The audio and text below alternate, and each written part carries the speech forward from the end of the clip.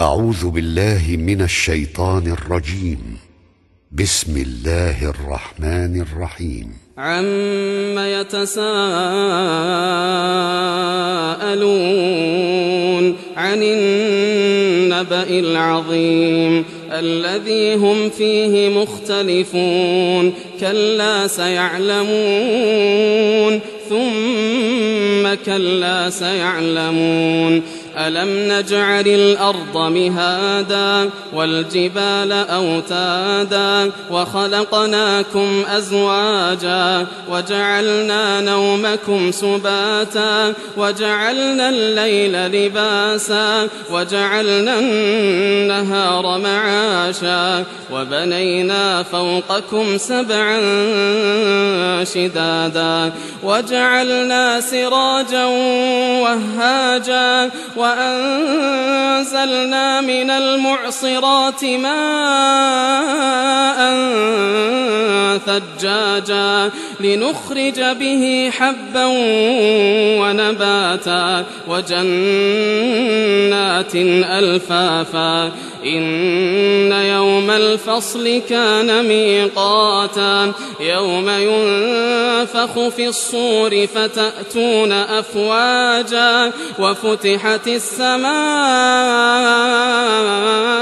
فكانت أبوابا وسيرت الجبال فكانت سرابا إن جهنم كانت مرصادا للطاغين مآبا لابثين فيها أحقابا لا يذوقون فيها بردا ولا شرابا إلا حميما وغساقا جزاء وفاقا إنهم كانوا لا يرجون حسابا وكذبوا بآياتنا كذابا وكل شيء أحصيناه كتابا فذوقوا فلن نزيدكم إلا عذابا إن للمتقين مفازا حدائق وأعنابا وكواعب أترابا وكأسا دهاقا لا يسمعون فيها لغوا ولا كذابا جزاء من ربك عطاء حسابا رب السماوات والأرض وما بينهما الرحمن لا يملكون منه خطابا يوم يقوم الروح والملائكة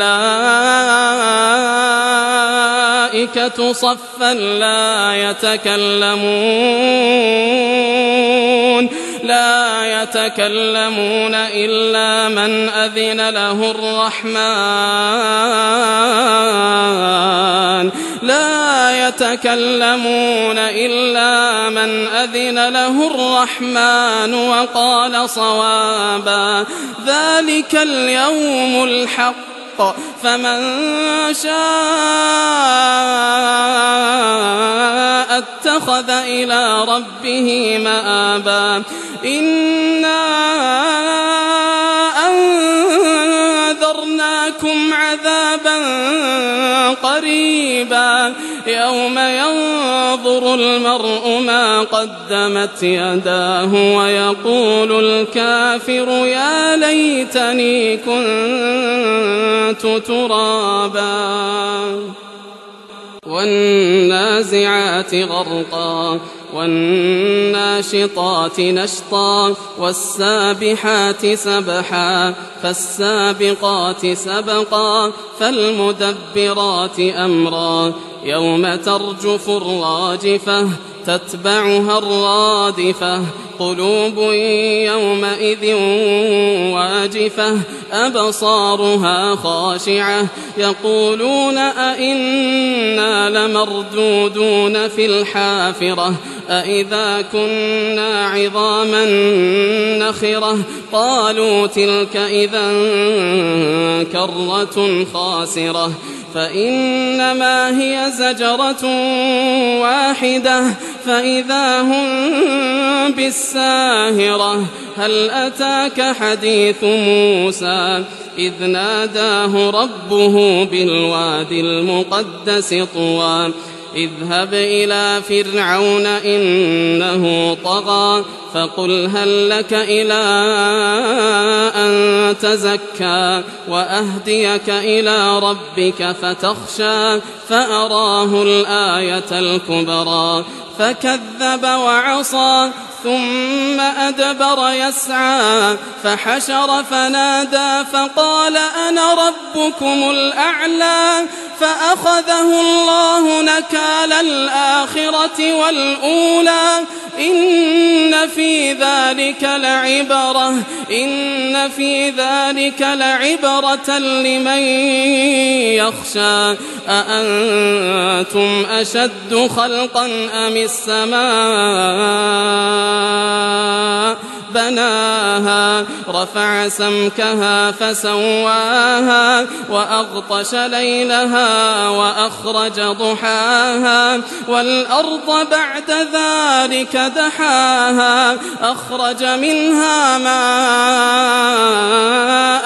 ومرعاها والجبال أرساها متاعا لكم ولأنعامكم فإذا جاءت الطامة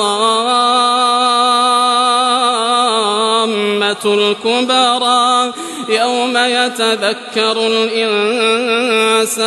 ما سعى وبرزت الجحيم لمن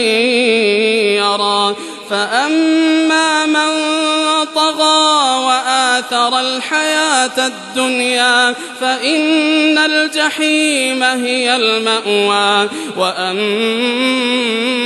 من خاف مقام ربه ونهى النفس عن الهوى فإن الجنة هي المأوى يسألونك عن الساعة أيان مرساها فيما أنت من ذكراها إلى ربك منتهاها إنما أنت منذر من يخشاها كأنهم يوم يرونها لم يلبثوا إلا عشية أو ضحاها عبس وتولى أن جاءه الأعمى وما يدريك لعله يزكى أو يذكر فتنفعه الذكرى أما من استغنى فأنت له تصدى وما عليك ألا يزكى وأما من جاءك يسعى وهو يخشى فأنت عنه تلهى كلا إنها تذكرة فمن شاء ذكره في صحف مكرمة مرفوعة مطهرة بأيدي سفرة كرام بررة قتل الإنسان ما أكفره من أي شيء خلقه من نطفة خلقه فقدره ثم السبيل يسره ثم أماته فأقبره ثم إذا شاء أنشره كلا لما يقض ما ثمرة فلينظر الإنسان إلى طعامه أنا صببنا الماء صبا ثم شققنا الأرض شقا فأنبتنا فيها حبا وعنبا وقضبا وزيتونا ونخلا وحدائق غلبا وفاكهة وأبا متاعا لكم ولأنعامكم فإذا جاءت الصاخة يوم يفر المرء من أخيه وأمه وأبيه وصاحبته وبنيه لكل امرئ منهم يومئذ شأن يغنيه وجوه يومئذ مسفرة ضاحكة مستبشرة ووجوه يومئذ عليها غبرة ترهقها قترة أولئك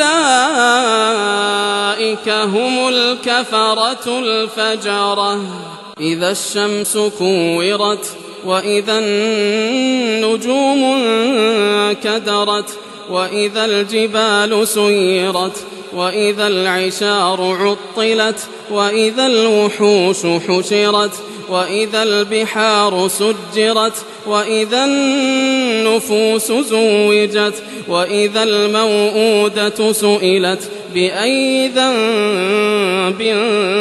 قتلت وإذا الصحف نشرت وإذا السماء كشطت وإذا الجحيم سعرت وإذا الجنة أزلفت علمت نفس ما أحضرت فلا أقسم بالخنس الجوار الكنس والليل إذا عسعس والصبح إذا تنفس إنه لقول رسول كريم ذي قوة عند ذي العرش مكين مطاع ثم أمين وما صاحبكم بمجنون ولقد رآه بالأفق المبين وما هو على الغيب بضنين وما هو بقول شيطان رجيم فأين تذهبون إن هو إلا ذكر للعالمين لمن شاء منكم أن يستقيم وما تشاءون إلا أن يشاء الله رب العالمين إذا السماء انفطرت وإذا الكواكب انتثرت وإذا البحار فجرت وإذا القبور بعثرت علمت نفس ما قدمت وأخرت يا أيها الإنسان ما غرك بربك الكريم الذي خلقك فسواك فعدلك في أي صورة ما شاء ركبك كلا بل تكذبون بالدين وإن عليكم لحافظين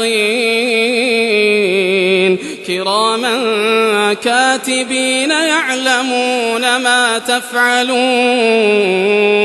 إن الأبرار لفي نعيم وإن الفجار لفي جحيم يصلونها يوم الدين وما هم عنها بغائبين وما أدراك ما يوم الدين ثم ما أدراك ما يوم الدين يوم لا تملك نفس لنفس شيئا يوم لا تملك نفس لنفس شيئا والأمر يومئذ لله. ويل للمطففين الذين إذا اكتالوا على الناس يستوفون وإذا كالوهم أو وزنوهم يخسرون. ألا يظن أولئك أنهم مبعوثون ليوم عظيم يوم يقوم الناس لرب العالمين. كلا إن كتاب الفجار لفي سجين وما أدراك ما سجين كتاب مرقوم. ويل يومئذ للمكذبين الذين يكذبون بيوم الدين وما يكذب به إلا كل معتد أثيم. إذا تتلى عليه آياتنا قال أساطير الأولين كلا بل ران على قلوبهم ما كانوا يكسبون. كلا إنهم عن ربهم يومئذ لمحجوبون ثم إنهم لصال الجحيم. ثم يقال هذا الذي كنتم به تكذبون. كلا إن كتاب الأبرار لفي عليين وما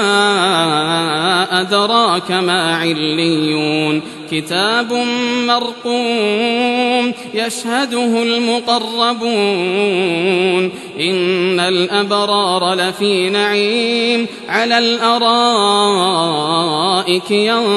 ينظرون تعرف في وجوههم نضرة النعيم يسقون من رحيق مختوم ختامه مسك وفي ذلك فليتنافس المتنافسون. ومزاجه من تسنيم عينا يشرب بها المقربون. إن الذين أجرموا كانوا من الذين آمنوا يضحكون وإذا مروا بهم يتغامزون وإذا انقلبوا إلى أهلهم انقلبوا فكهين وإذا رأوهم قالوا إن هؤلاء لضالون وما أرسلوا عليهم حافظين. فاليوم الذين آمنوا من الكفار يضحكون على الأرائك ينظرون هل ثوب الكفار ما كانوا يفعلون. إذا السماء انشقت وأذنت لربها وحقت وإذا الأرض مدت وألقت ما فيها وتخلت وأذنت لربها وحقت. يا أيها الإنسان إنك كادح إلى ربك كدحا فملاقيه. فأما من أوتي كتابه بيمينه فسوف يحاسب حسابا يسيرا وينقلب إلى أهله مسرورا. وأما من أوتي كتابه وراء ظهره فسوف يدعو ثبورا ويصلى سعيرا إنه كان في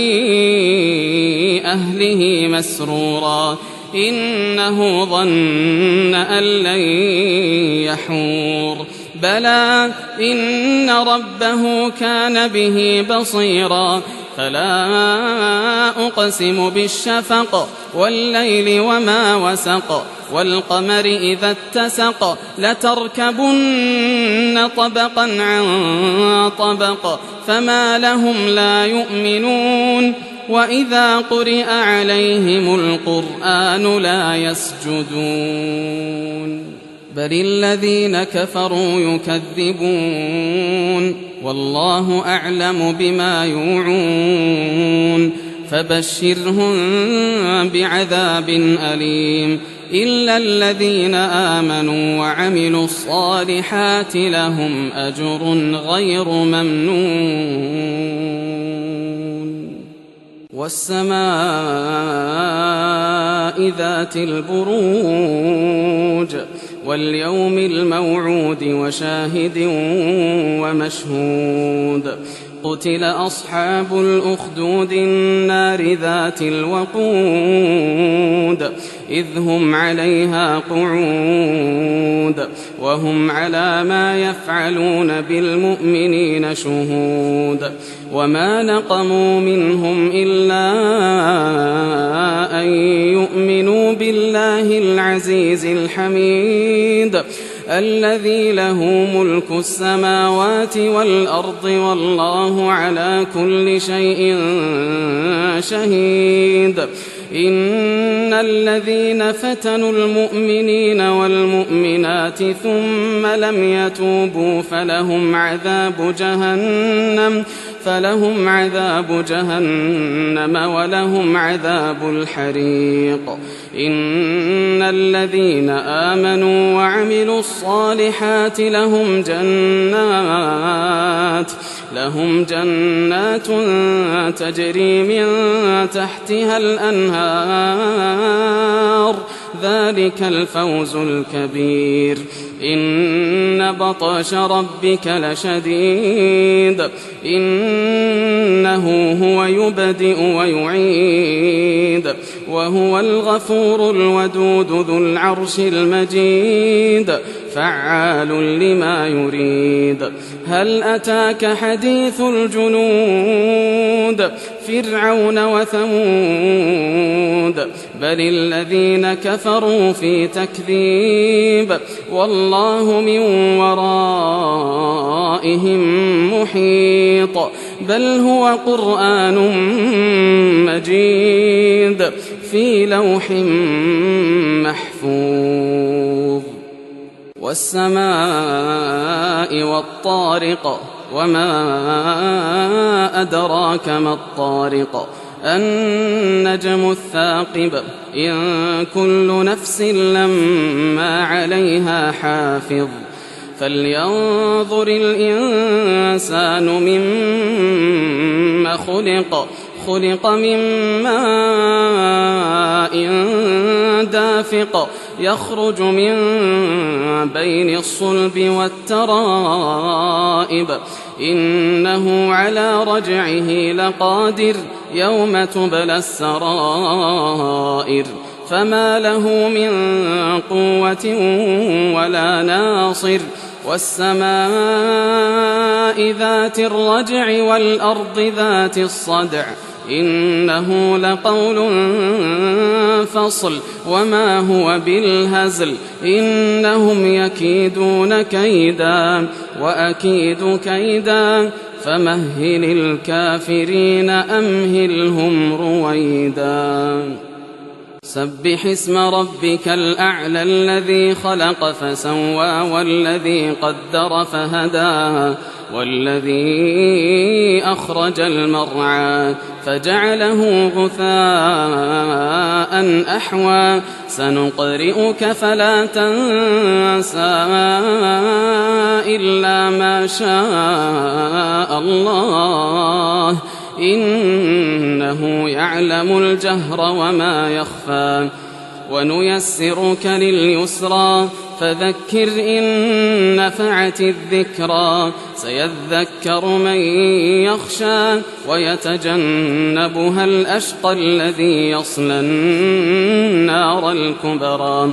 ثم لا يموت فيها ولا يحيا قد أفلح من تزكى وذكر اسم ربه فصلى بل تؤثرون الحياة الدنيا والآخرة خير وأبقى إن هذا لفي الصحف الأولى صحف إبراهيم وموسى. هل أتاك حديث الغاشية وجوه يومئذ خاشعة عاملة ناصبة تصلى نارا حامية تسقى من عين آنية ليس لهم طعام إلا من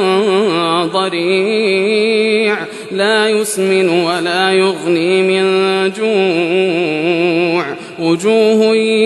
يومئذ ناعمة لسعيها راضية في جنة عالية لا تسمع فيها لاغية فيها عين جارية فيها سرر مرفوعة وأكواب موضوعة ونمارق مصفوفة وزرابي مبثوثة أفلا ينظرون إلى الإبل كيف خلقت وإلى السماء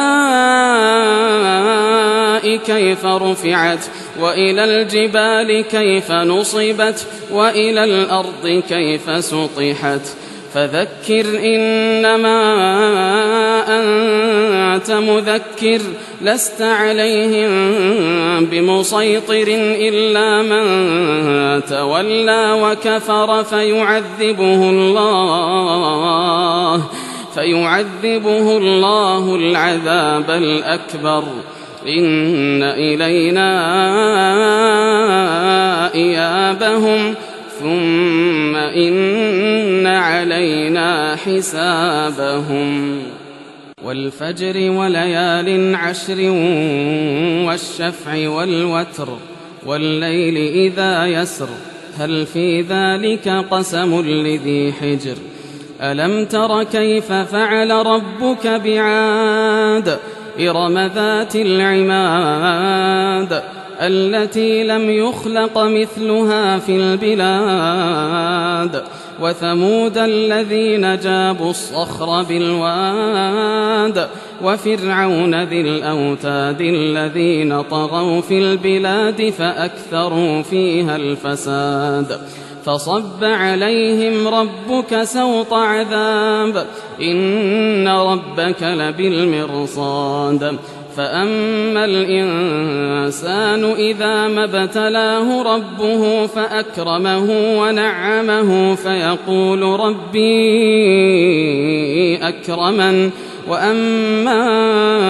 إذا ما ابتلاه فقدر عليه رزقه فيقول ربي أهانن كلا بل لا تكرمون اليتيم ولا تحاضون على طعام المسكين وتأكلون التراث أكلا لما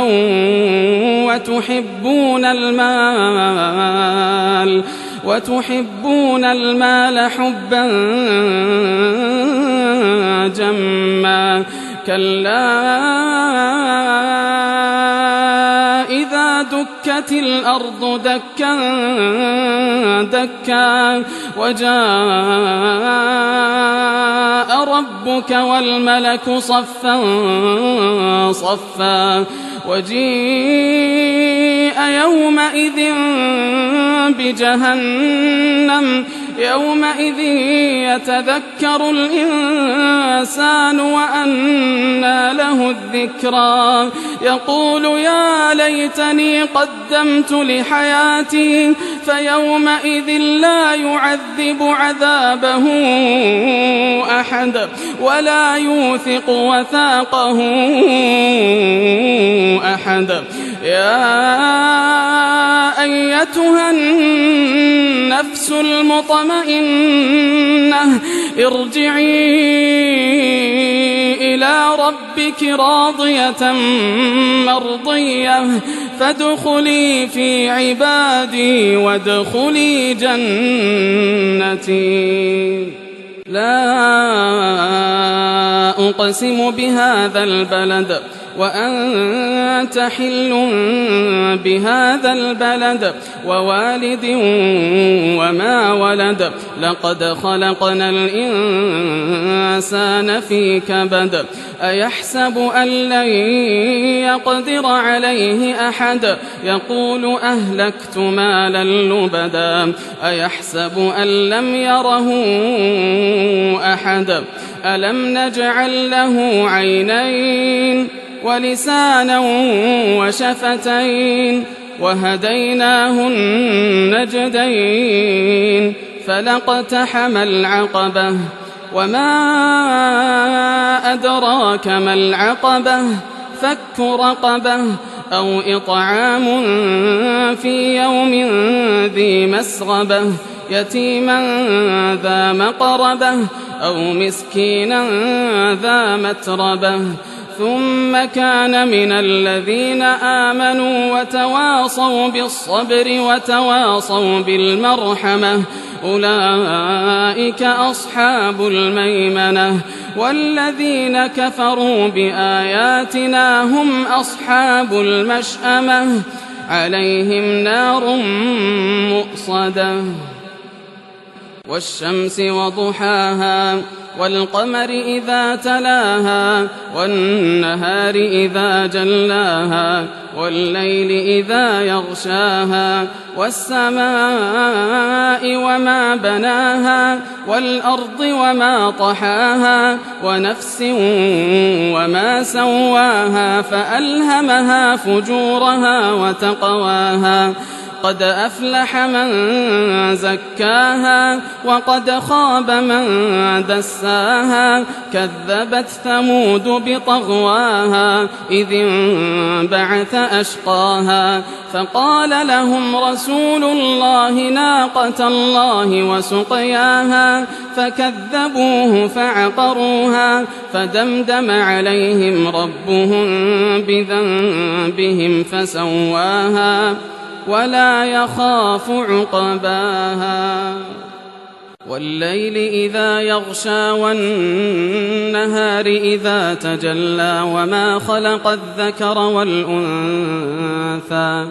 إن سعيكم لشتى فأما من أعطى واتقى وصدق بالحسنى فسنيسره لليسرى وأما من بخل واستغنى وكذب بالحسنى فسنيسره للعسرى وما يغني عنه ماله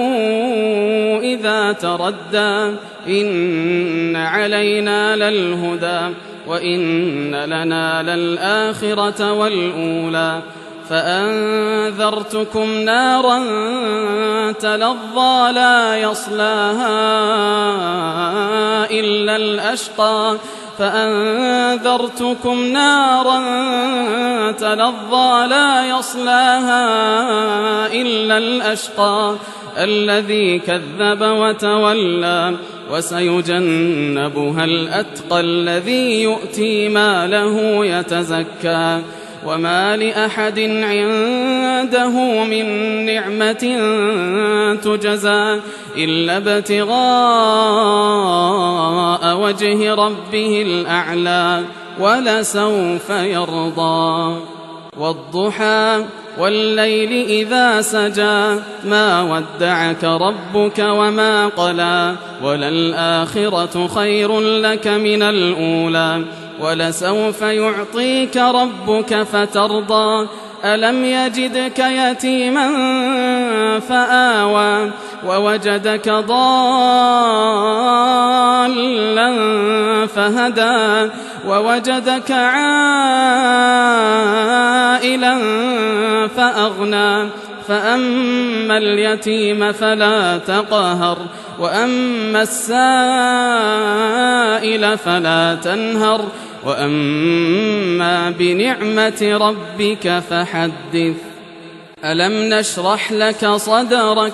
ووضعنا عنك وزرك الذي أنقض ظهرك ورفعنا لك ذكرك فإن مع العسر يسرا إن مع العسر يسرا فإذا فرغت فانصب وإلى ربك فارغب. والتين والزيتون وطور سينين وهذا البلد الأمين لقد خلقنا الإنسان في أحسن تقويم ثم رددناه أسفل سافلين إلا الذين آمنوا وعملوا الصالحات فلهم أجر غير ممنون. فما يكذبك بعد بالدين أليس الله بأحكم الحاكمين. اقرأ باسم ربك الذي خلق خلق الإنسان من علق اقرأ وربك الأكرم الذي علم بالقلم علم الإنسان ما لم يعلم كلا إن الإنسان ليطغى أن رآه استغنى إن إلى ربك الرجعى أرأيت الذي ينهى عبدا إذا صلى أرأيت إن كان على الهدى أو أمر بالتقوى أرأيت إن كذب وتولى ألم يعلم بأن الله يرى كلا لئن لم ينته لنسفعا بالناصية ناصية كاذبة خاطئة فليدع ناديه سندع الزبانية كلا لا تطعه واسجد واقترب. إنا أنزلناه في ليلة القدر وما أدراك ما ليلة القدر ليلة القدر خير من 1000 شهر تنزل الملائكة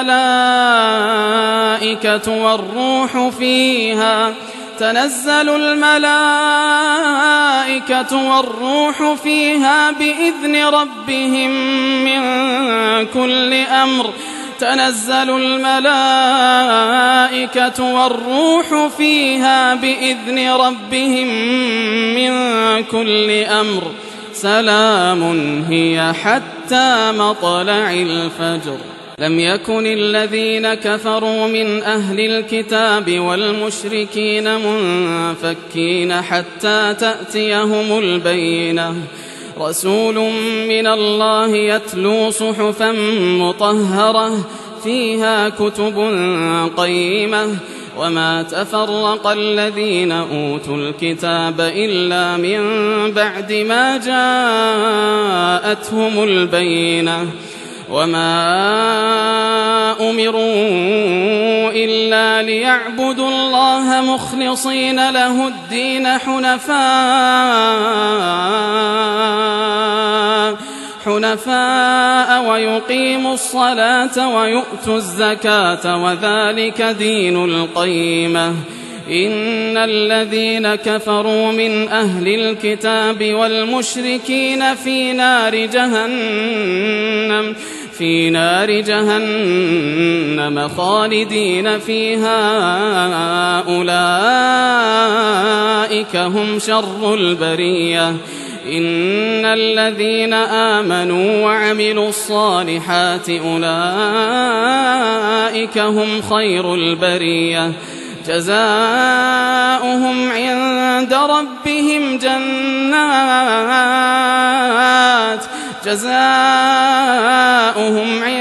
ربهم جنات عدن تجري من تحتها الأنهار جنات عدن تجري من تحتها الأنهار خالدين فيها أبدا رضي الله عنهم ورضوا عنه ذلك لمن خشي ربه. إذا زلزلت الأرض زلزالها وأخرجت الأرض أثقالها وقال الإنسان ما لها يومئذ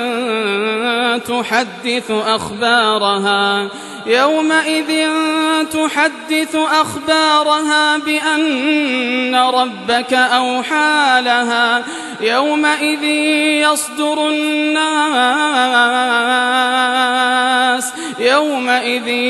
يصدر الناس أشتاتا ليروا أعمالهم فمن يعمل مثقال ذرة خيرا يره ومن يعمل مثقال ذرة شرا يره. والعاديات ضبحا فالموريات قدحا فالمغيرات صبحا فأثرن به نقعا فوسطن به جمعا إن الإنسان لربه لكنود وإنه على ذلك لشهيد وإنه لحب الخير لشديد أفلا يعلم إذا بعثر ما في القبور وحصل ما في الصدور إن ربهم بهم يومئذ لخبير. القارعة ما القارعة وما أدراك ما القارعة يوم يكون الناس كالفراش المبثوث وتكون الجبال كالعهن المنفوش فأما من ثقلت موازينه فهو في عيشة راضية وأما من خفت موازينه فأمه هاوية وما أدراك ما هي نار حامية. ألهاكم التكاثر حتى زرتم المقابر كلا سوف تعلمون ثم كلا سوف تعلمون كلا لو تعلمون علم اليقين لترون الجحيم ثم لترونها عين اليقين ثم لتسألن يومئذ عن النعيم. والعصر إن الإنسان لفي خسر إلا الذين آمنوا وعملوا الصالحات وتواصوا بالحق وتواصوا بالصبر. ويل لكل همزة لمزة الذي جمع مالا وعدده يحسب أن ماله أخلده كلا لينبذن في الحطمة وما أدراك ما الحطمة نار الله الموقدة التي تطلع على الأفئدة إنها عليهم مؤصدة في عمد ممددة. ألم تر كيف فعل ربك بأصحاب الفيل ألم يجعل كيدهم في تضليل وأرسل عليهم طيرا أبابيل ترميهم بحجارة من سجيل فجعلهم كعصف مأكول لإيلاف قريش إيلافهم رحلة الشتاء والصيف فليعبدوا رب هذا البيت الذي أطعمهم من جوع وآمنهم من خوف أرأيت الذي يكذب بالدين فذلك الذي يدع اليتيم ولا يحض على طعام المسكين فويل للمصلين الذين هم عن صلاتهم ساهون الذين هم يراءون ويمنعون الماعون إنا أعطيناك الكوثر فصل لربك وانحر إن شانئك هو الأبتر قل يا أيها الكافرون لا أعبد ما تعبدون ولا أنتم عابدون ما أعبد ولا أنا عابد ما عبدتم ولا أنتم عابدون ما أعبد لكم دينكم ولي دين إذا جاء نصر الله والفتح ورأيت الناس يدخلون في دين الله أفواجا فسبح بحمد ربك واستغفره إنه كان توابا تبت يدا أبي لهب وتب ما أغنى عنه ماله وما كسب سيصلى نارا ذات لهب وامرأته حمالة الحطب في جيدها حبل من مسد قل هو الله أحد الله الصمد لم يلد ولم يولد ولم يكن له كفوا أحد قل أعوذ برب الفلق من شر ما خلق ومن شر غاسق إذا وقب ومن شر النفاثات في العقد ومن شر حاسد إذا حسد قل أعوذ برب الناس ملك الناس إله الناس من شر الوسواس الخناس الذي يوسوس في صدور الناس